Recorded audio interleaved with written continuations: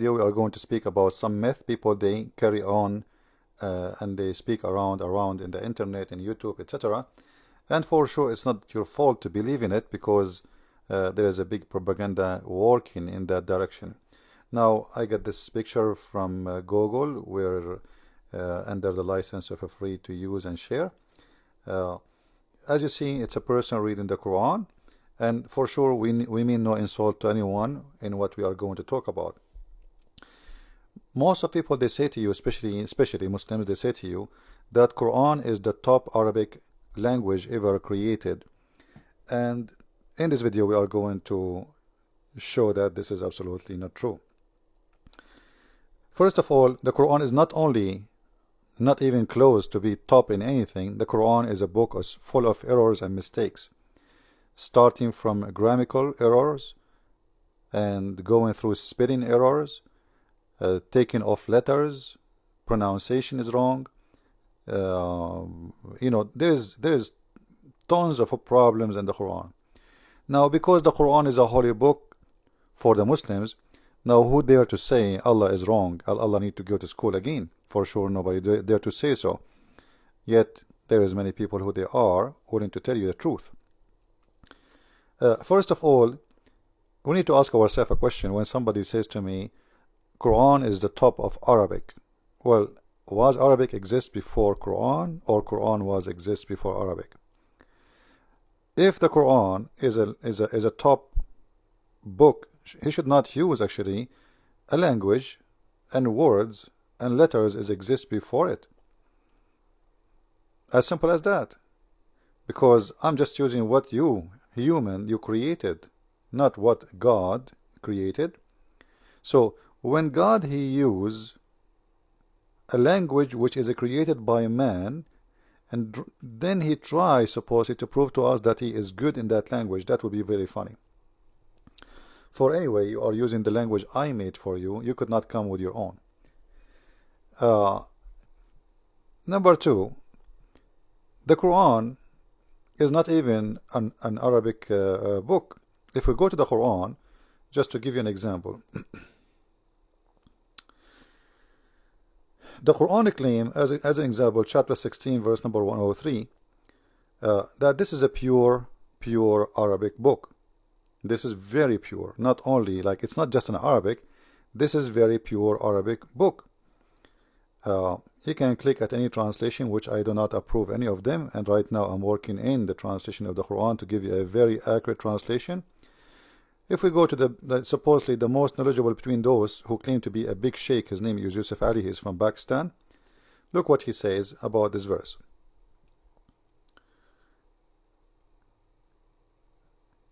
I apologize, my computer is slow.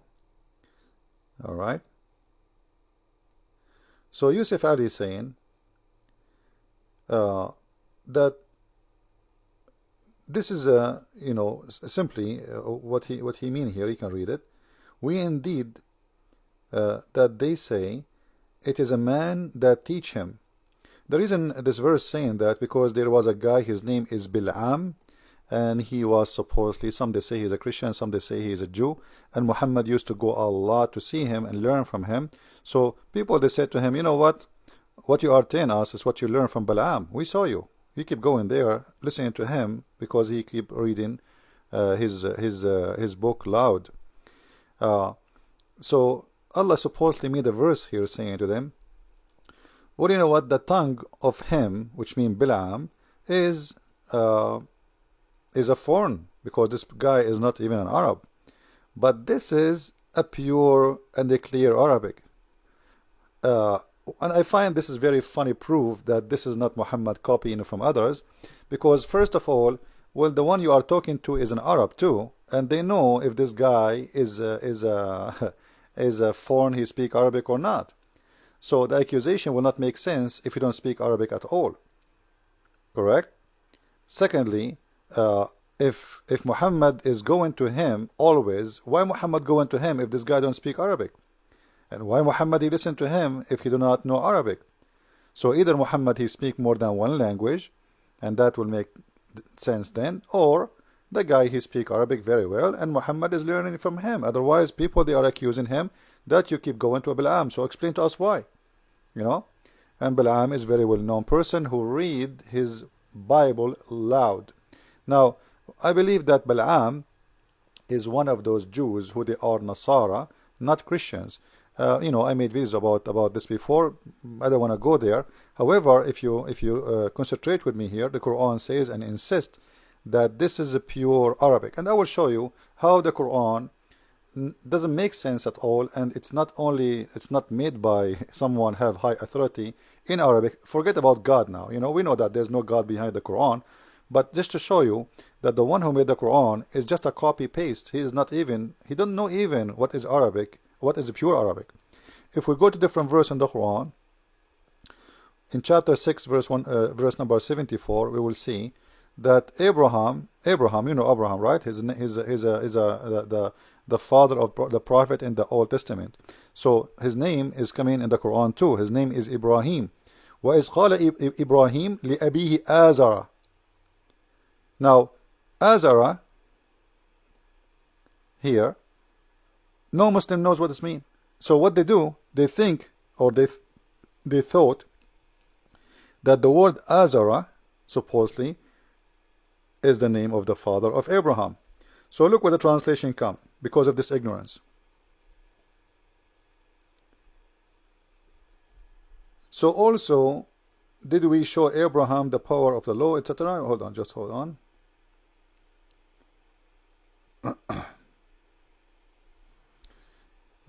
When my Firefox is not functioning correctly, sorry for that. Alright, you see the translation?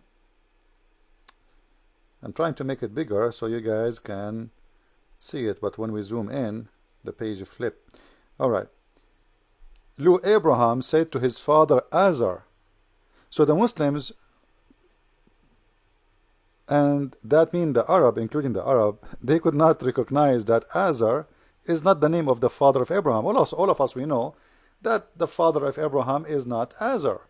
You can go to the Old Testament and you will see this is a very bad mistake. So either we accept that the Quran have a mistake and error in the name of the father of Abraham, which is going to be very funny, or we accept that the Quran is not pure Arabic, and that will be a contradiction for what the other verse saying that the Quran is a pure Arabic. Simply, Azar is an Aramaic word mean foolish. Foolish. So if you replace the word Azar with the word foolish, you will see that it makes sense. He's saying to him, foolish, are you going to take idols as God? That makes sense, right? But he said to his father Azar. What do you mean he said to his father Azar? He have two fathers. Why you want to name his father? He have one father. Imagine I say, and he said to his father James. His father James, like there is other father. Either you use the word father, and that there's no need to say the name, or you say the name, and then there is no need to use the word father, because for sure we will know that this is his father. So his father Azar, because simply he said to him foolish, because Muhammad, the old Quran simply was written in a merged book, which is contain Aramaic and Arabic. It's a newborn baby of two languages. This is why we see, because Muhammad is stealing from people who speak Aramaic, as simple as that. So he's copying the story, and he do not know what Azar mean. Muhammad himself do not know what Azar mean. They told him this is what happened. He told his father Azar. So Muhammad put it in the Quran. Muhammad and Abraham said to his father Azar. But do Muhammad know what Azar mean? He do not know. But yet the Quran claim that the Quran is a pure Arabic. And for sure we can show you a long list of words have nothing to do with Arabic. It's amazing how many. Including the word Quran. Even the word Quran is not an Arabic word. The word Quran is coming from the word Qura, which means Qarra wa Ra'a. Qarra, which means he say by his lips. Ra'a, which means he saw by his eyes. This is an Aramaic word merged together to make Qara'a Quran. Quran actually is not even correct in Arabic, but it makes sense more in the Aramaic. So the Quran have nothing to do with being the best, and actually we have in the history something it's called al-mu'allaqat. You can go and search in Wikipedia, and you will see al-mu'allaqat According to all Arab, including Muslims today, they agree that this is the top ever Arabic written, and this is long before Islam. Some of them even like a little bit before Muhammad became or claimed to be a prophet. So those Al-Mu'allaqat was one of the best of the Arabian history about Arabic poet written, and they used to hang it in Al-Kaaba, not necessarily the Kaaba of Quraysh. There was 26 Kaaba. So what those people they do, they have a festival. You know, the Arab before Muhammad, they were a lot more civil from Muhammad time. When Muhammad came, he forbid them from making poetry and doing those things. But before that, they used to have a festival for poet. So those people, they make thousands of lines of poet, imagine, and they don't use the word almost twice. This is how powerful they are in making poetry. But the Quran is a very, very funny book full of repeating words. As an example, if I go right now to the Quran, just to show you that this book is nothing but repeating, because they have nothing to say.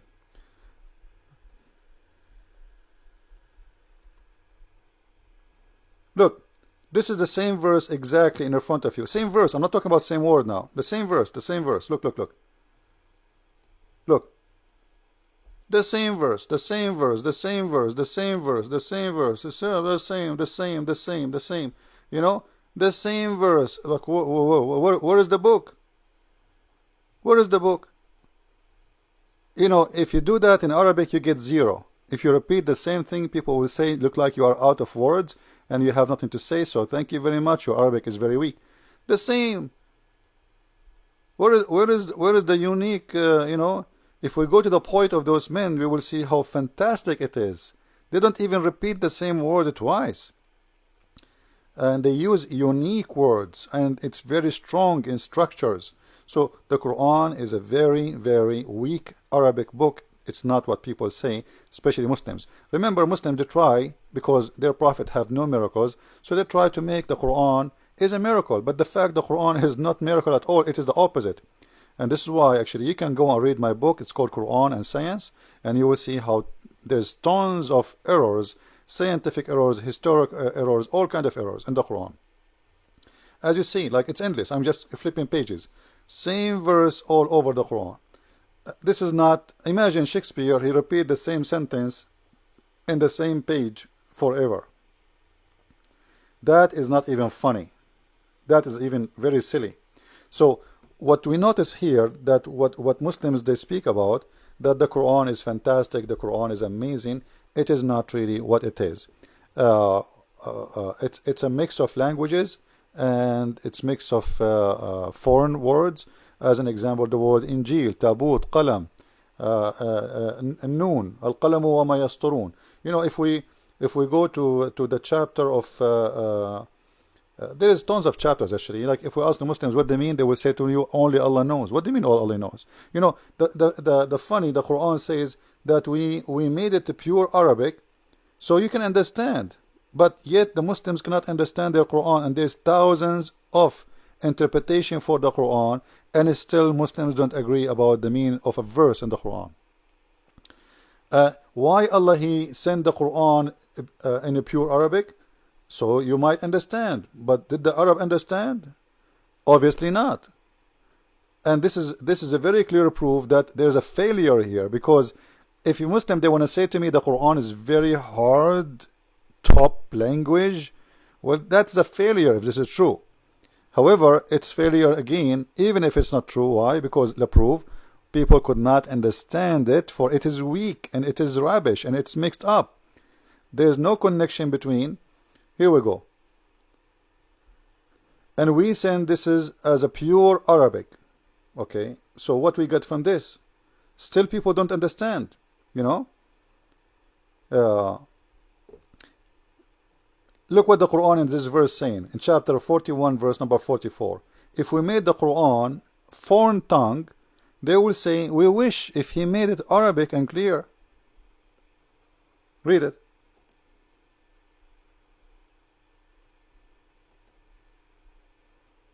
Alright, had we send this as a Quran in the language others than Arabic, they would say, why are not the verses explained in details? Alright, So if Allah sent it in foreign language, they will not understand.